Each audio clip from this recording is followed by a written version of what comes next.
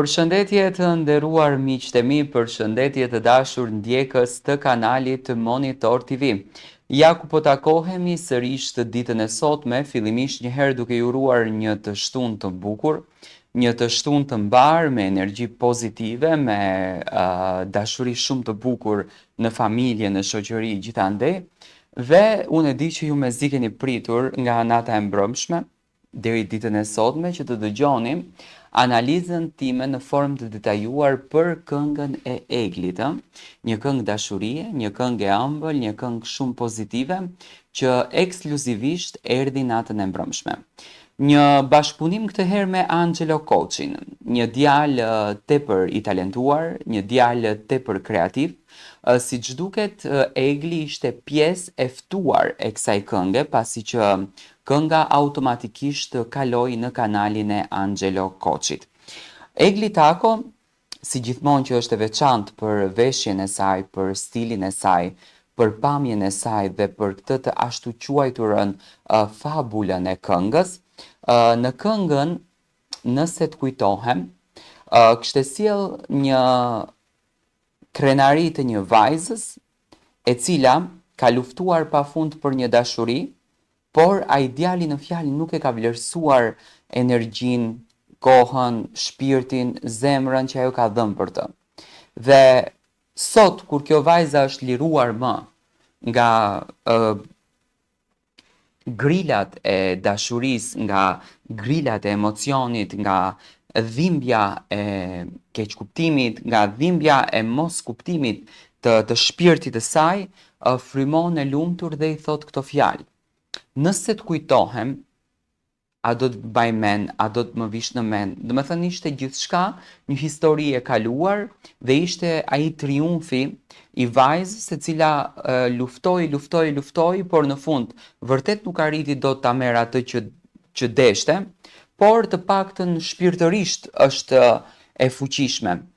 Kjo ishte tematika deri diku e këngës Egli Tako Nëse të kujtohem. Tani shumica e ndjekësve kanë lidhur këtë detaj të këngës me gjestin, që Egli ka thënë këto fjalë për gjestin, sepse kënga është punuar më herët se Egli të dilte në emisionin e Dalinës. Videoklipi është zhjiruar më herët se Egli të fillonte edhe emisionin Yesterday, do me thënë është një punë e cila është punuar 1 muaj apo 2 muaj më parë, dhe të gjithë mendojnë që këto janë fjalë për gjestin. Tani, kur ti ke një histori të hapur, kur ti ke një histori publike dhe do bësh një projekt, do bësh një këngë, do sjellësh një tekst, me patjetër që një pjesë e publikut, të mos të themi të gjithë, me patjetër që një pjesë e publikut do ndikohet nga energjia që ti ke patur me dashurinë tënde, të mëpërparshme. Dhe pikërisht kënga e Eglit nuk do të thotë që ky është një mesazh kushtuar gjestit, ky është një mesazh drejtuar gjestit. Por tani në balada dihet se çfarë këndohet, në balada me patjetër që do i këndosh dashurisë, çdo i dyti ka dashuruar, çdo i dyti mund të jetë lënduar. Dashuria nuk është aq e lehtë, ka shumë sakrifica, do thënë momenti që ti futesh rreth asaj rruge duhet të jesh i përgatitur për gjithçka, sepse mund të mbaron me një fund të lumtur, po mund të mbaron dhe me një ndarje. Dhe pikërisht janë të shumta ata që e gjejnë veten te kjo kënga. Dhe kur ata e gjejnë veten te kjo kënga, e kanë më të lehtë të bëjnë krahasimin që Egli Tako këtë këngën ja ka kushtuar për shembull marrëdhënies së saj me gjestin. Mua në fakt nuk më duk diçka e personalizuar në asnjë mënyrë. Më duk një këngë e cila ishte punuar me hapin e kohës, kishte një fabul brenda, kishte një histori që prekte të gjithë dhe fundja fundit artisti nuk është kot artist. Artisti nëse nuk ulet në një tavolinë dhe të mendon, të logjikon dhe të kupton që kjo është kënga dhe projekti që do t'i prek të gjithë dhe do t'i përlot të gjithë, atëherë ai më njëherë humb epitetin artist, këto janë epitete që fitohen gjatë jetës. Dhe pikërisht Egli Tako mendoj që bashkëpunimi me Angelon ka rrjedhur nga qetësia e tyre vokalistike, kanë gjetur njëri tjetrin në zë dhe kur bëhet ky kombinim i bukur, ky kombinim i madh që dy artistë të ëmbël bëhen bashk edhe fillojnë dhe korin sukses, jam i bindur që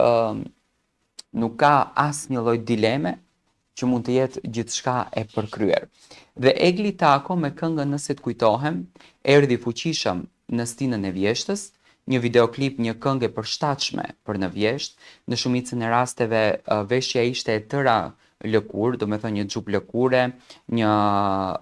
sako lëkure, një recipet lëkure, ca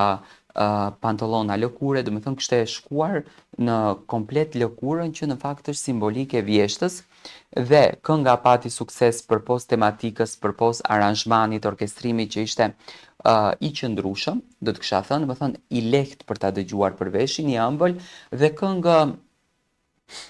që e karakterizon Eglin, do të thënë kështu lloj këngësh nuk kemi shumë në tregun muzikor, sepse të gjithë luftojnë që të binë aranzhmane të ndryshme, të binë orkestrime pak më të ngjeshura, më të mbushura, vetëm e vetëm që të luftojnë në këtë tregun, por Egli kishte vendosur që të jetë më e thjeshtë, më e qetë, më modeste dhe brenda natyrës së saj.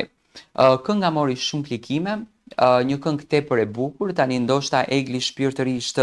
ka dashur t'i transmeton dikujt mesazh me këtë këngë, por nuk mu duk mua një këngë e dedikuar personalisht për Gjestin, ashtu siç thonë, domethënë sepse edhe mbrëm kur isha te live-in TikTok më thonin, o Tiron kënga ishte fund e kokë për Gjestin, por jo. Nuk ishte e tillë. Mendoj unë që artistët gjithmonë përdorin një histori, përdorin një fabul, qofte e tyre, qofte imja, qofte juaja, dhe atë e shëndrojnë në një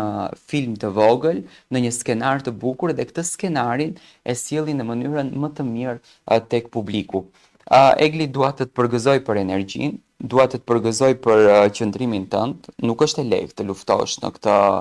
këtë treg që është tepër i ngjeshur, sidomos me urrejtjen kur ti arrin që të marrësh më famën, kur ti arrin që të kapësh atë kulminacionin tënd. Besoj që kënga Nëse të kujtohem do të jetë një sinonim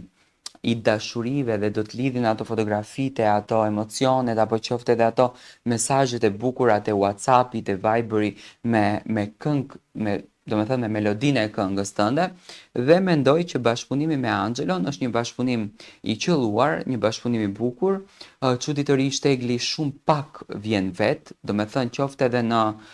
kanalin e saj, por ajo ka përzgjedhur që të vi me bashkëpunime sepse në bashkëpunime është ideale. Unë do të vazhdoj të komentoj përsëri rrugtimin e Eglit, por doja të ndaloj një thashë them sepse mua nuk më duk që ka të bën me Gjestin fare.